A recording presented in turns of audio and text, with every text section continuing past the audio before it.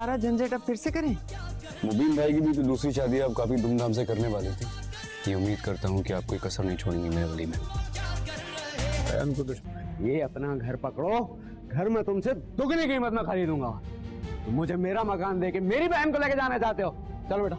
नफरत की वो आग कब मोहब्बत में बदल गई मुझे पता ही नहीं चला। इसी तरह अब जरूरी क्या मसला है तुम्हारा?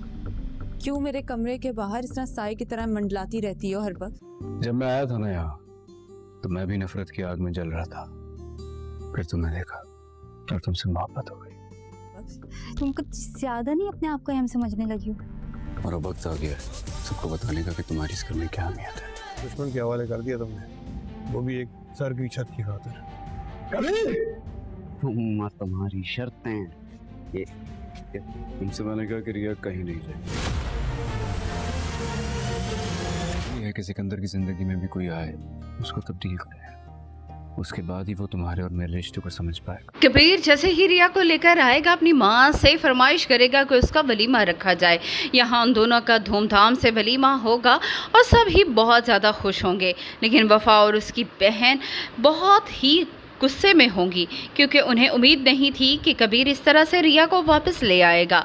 यहाँ आकर रिया के भी परपुर से निकल आए हैं। वफा को यही लगता है कि रिया वो रिया नहीं रही। सिकंदर दूसरों की बातों में आकर इस कदर भड़क जाएगा कि फ़ौरन ही कबीर के घर आ पहुँचेगा। कबीर को मकान के कागजात देखकर वहाँ से जाना चाहेगा और साथ में रिया को भी ले जाना चाहेगा, लेकिन कबीर रिया को नहीं ले जाने देगा।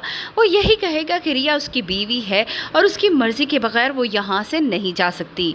लेकिन सिकंदर कागजात फेंकते हुए यही कहेगा कि वो अपना मकान तो उससे दुगने दामों ले ही लेगा, लेकिन कभी अपनी बहन को यहाँ पर नहीं रुकने देगा।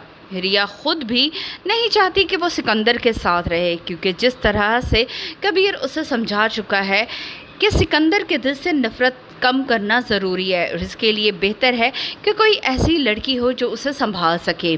सिकंदर और अस्मा के दिल से इतनी जल्दी नफ़रत तो नहीं निकल सकती जिस तरह से कबीर के दिल से निकल चुकी है। कबीर रिया को सारी बात सच सच बता देगा कि जब वो यहाँ आया था तो उन लोगों से नफ़रत करता था, मगर अब वो रिया से बेइंतहा मोहब्बत करता है और रिया के बग़ैर एक पल भी नहीं रह सकता। रिया कबीर की बातें सुनकर उस पर ईमान तो ला ही चुकी है, लेकिन अब वो बहुत मजबूर है कि अपने भाई का साथ दे या फिर अपने शौहर का। नाज़रीन, आपको क्या लगता है रिया किसका साथ देगी, अपने भाई का या शौहर का? अपनी राय से